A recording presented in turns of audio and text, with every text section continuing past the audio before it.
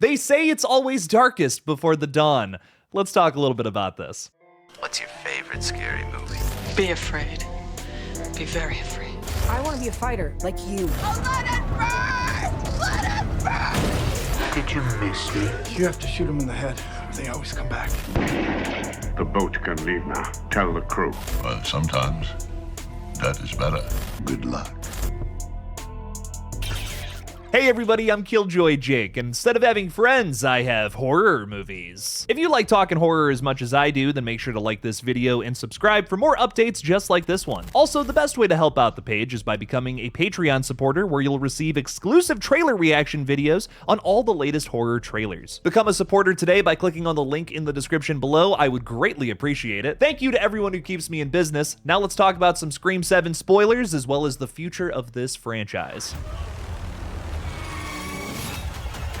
As of this recording, right before Scream 7 enters its second weekend theatrically, the movie has already made $110 million worldwide. It is a huge hit for the studio, in fact, the best opening for a Scream film ever, not adjusted for inflation, and there's no doubt in my mind that more is on the way. Despite all of this success, the studio is yet to greenlight another sequel. While we wait for that inevitable announcement, here's everything we know so far. The creatives behind and in front of the camera certainly want to make more, as writer-director Kevin Williamson stated to Variety, "If this film is successful and there's an audience for it, you know we'll make it, because one, I think the studio would like to make it, and two, we the people who make these movies would love to make it, because they're a blast to make and they're so much fun." Williamson has stated that he already has some ideas cooking for Scream 8, something that specifically emerged from shooting Scream 7 last year. During a red carpet interview with Deadline, the director stated, "Nev had this great idea on set and everyone seemed to run with it. So yeah, if this movie works and people want it, we're here for the fans. So if they want it, we'll certainly give it to them." The folks from Variety asked Courtney Cox if she was coming back for Scream 8, and she stated, "How do you know I survived Scream 7? She added, "I think everyone would want to do another Scream. It's fun and it's great. I don't think I can make the next one, but maybe. We'll see." Some folks are taking this as Courtney's mysterious exit from the franchise, which is seemingly coming out of nowhere, but I feel like this is all just one big joke. A lot of reporters are leaving out that first part where she made a joke about being dead in Scream 7. Remember, not everyone has had a chance to see Scream 7 yet. We can't just be all willy-nilly with spoilers. That is not public information. It is all over the internet, Dewey. That's why I always put some sort of big spoiler warning before we get into all of this in our videos. Unless Courtney Cox woke up the morning before this interview and magically had this epiphany saying, "I hate money now," there's no way she's not back for part 8. Cox has also stated in the past that after the first one came out, I was like, until I get killed, I'm coming back. So I am sure we'll see more of Miss Weathers in the future. Didn't you guys see Scream 7? It's all about nostalgic callbacks now. The big question moving into the next movie is, who are they gonna bring back from the dead using AI? Isn't that so great that that's like the only thing we have to talk about regarding the next Scream movie? If I honestly had to guess though, it's probably gonna be Randy Meeks. Kevin Williamson said recently on an AMA over on Threads that he would love to bring Randy Meeks back from the dead, and if he had known that Scream was gonna turn into this long-running franchise, he probably would have kept Randy alive for a little longer. Insiders are already dishing out rumors that Paramount is looking to get another Scream film made soon, and longtime executive producer Marianne Madalena recently told Variety that Scream 8 might start shooting as soon as this fall. It's still too early to say for sure, nothing has been confirmed as of right now, but that is likely the plan that these creatives want to stick to. I know I seem pretty negative about the franchise's future, but there is something good about all of this. Since the pandemic, movie theaters still haven't fully recovered, and big box office hits in the horror genre especially have kind of rejuvenated this communal experience. Even though I think Scream 7 has irrefutably transformed this once punk rock franchise into a corporate cookie-cutter slot machine, it is bringing the younger generation into the movie theaters. I wish the product itself had been better, like a lot of other recent horror hits, but I'm still very happy that this is sparking interest in younger folks to show up to the movie theaters. That will forever be a good thing. With how taboo the Scream franchise has become, I seriously doubt any sort of new blood will be attached to the next installment. I am 99% sure it'll be Kevin Williamson writing and directing again, coming up with a script that probably follows the Evans family alongside Gale's team of reporters. With Scream 7 stomping all over fan theories, it's kind of hard to come up with anything creative that this movie might end up doing. It's likely just going to be more of the same. And why would they change it up now that Scream 7 is on track to be a bigger success than both 5 and 6? I'd bet any sort of money that it sees Tatum go off to college with her mother not too far behind, and another Ghostface pops up looking to kill them both. Gil Weathers, of course, shows up on the scene with Mindy and Chad to cover it all again. Maybe there's an opportunity for a cool new setting here. Mark Evans did mention having family in Colorado. That could be the snowy setting that a lot of us have been yearning for. But Scream 7 did little to no character development with Sydney's daughter, who is kind of the new face of the franchise. Some cons there, obviously, but a big pro for Scream 8 is that they still have a clean slate for Isabel May's character to kind of do whatever they want with. Maybe Tatum can find her own unique identity at college and be more than just Sidney Prescott's daughter. If you do nothing else, season this character with more than salt and pepper, please. At this point, I'm not expecting Scream 8 to do remotely anything that this franchise has done well in the past. I just want a good popcorn movie. That's what they need to focus on. The eternal optimist within me hopes that Scream 8 will focus on some of those cool threads from 7, like Mindy Weathers gunning for Gale's reporter role,